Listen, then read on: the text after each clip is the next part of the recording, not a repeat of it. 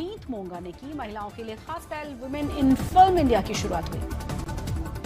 Film king में सुहाना की मां का रोल करेंगी रानी मुखर्जी। डायरेक्टर सिद्धार्थ आनंद ने इसकी जानकारी दी। गोल्डन बॉय नीरज चोपड़ा ने जेवलिन थ्रो में रच दिया इतिहास। 2 डायमंड लीग में 90 मीटर का आंकड़ा किया है पार। करियर का सर्वश्रेष्ठ प्रदर्शन।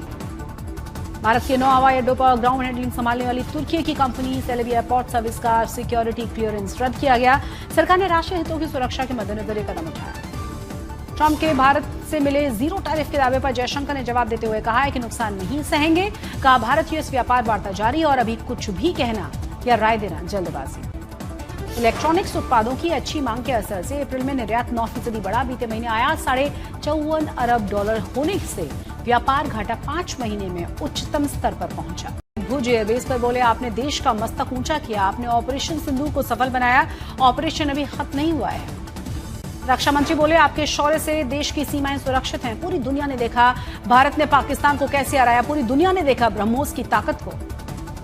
भुज एयरबेस पर जवानों को संबोधित करते हुए बोले रक्षा मंत्री राजनाथ सिंह भारतीय वायुसेना पर पूरी दुनिया में सराहना हो रही है। पाकिस्तान के कोने कोने तक वायुसेना की पहुंच है। कांग्रेस ने महिला सैनिक व्योमिका पर दिए गए बयान पर सेना को लेकर एमपी के डेप्यूटी सीएम जगदीश देवड़ा का बयान शर्मनाक है। प्रियंका गांधी ने कहा मध्य प्रदेश के डेप्यूटी सीएम ने सेना का घोर अपमान किया। मंत्री की महिला सैनिक पर ऐसी अभद्र टिप्पणी। यूपी महिला आयोग उपाध्यक्ष ने व्योमिका पर बयान को लेकर नाराजगी और आपत्ति जताई। कहा रामगोपाल माफी मांगे।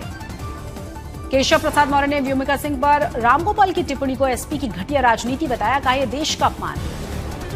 कर्नल सोफिया के बाद अब सेना पर एमपी के डेप्यूटी सीएम देवड़ा का विवादित बयान। कहा पीएम के चरणों में नतमस्तक है आर्मी।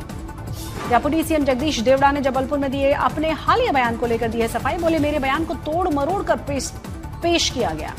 सेना पर एमपी के डेप्यूटी सीएम देवड़ा के विवादित बयान के बाद घमासान मच गया है। कांग्रेस ने इस्तीफा मांगा है।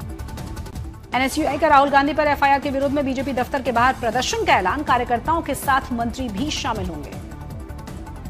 कांग्रेस के सांसद राहुल गांधी ने कहा देश न डंडों से चले। कालीगेटी तिरंगा रैली। केंद्रीय जी किशन रेड्डी ने पाकिस्तान से पाक ऑक्यूपाइड कश्मीर लौटाने और आतंकवादियों को सौंपने की मांग की। नागपुर में महाराष्ट्र बीजेपी अध्यक्ष चंद्रशेखर बावनकुले की अगुवाई में निकाली गई तिरंगा यात्रा। बड़ी संख्या में बीजेपी कार्यकर्ताओं के साथ साथ आम लोग भी इसमें शामिल हुए।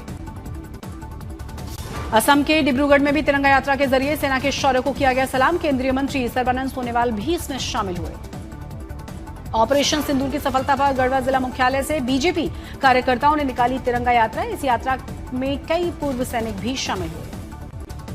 ऑपरेशन सिंदूर पर बना गीत गाते हुए डेलीगेशन वाली टीम। जालना में उत्साह और जोश के साथ निकाली गई तिरंगा बाइक रैली। भारतीय सैनिकों के शौर्य पराक्रम को पूरा देश कर रहा है सलाम।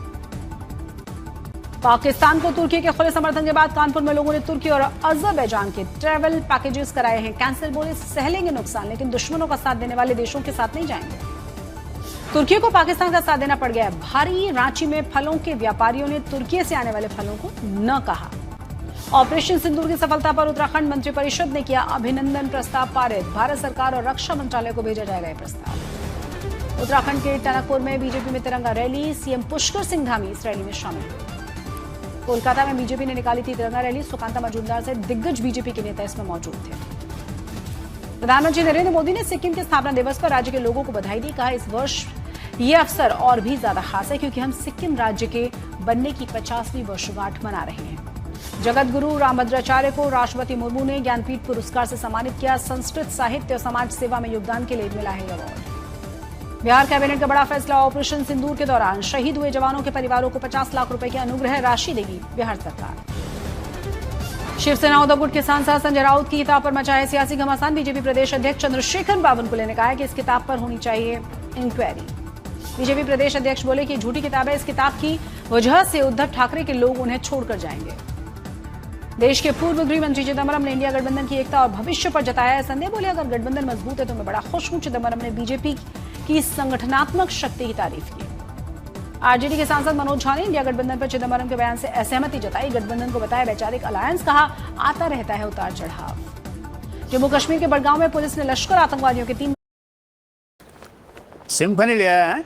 हाँ पापा बढ़िया। एक बार बता और भी तो कूलर हैं कम वाले। पर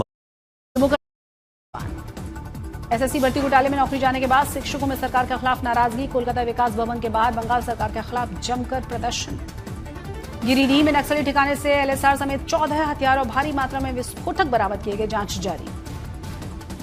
फ्लैट रजिस्ट्री में देरी पर नोएडा के डीएम ने बिल्डर्स को चेतावनी दी है, 15 दिन की तय की है समय सीमा। बहराइच में सालार मसूद गाजी मेले में रोक लगा दी गई। प्रबंध समिति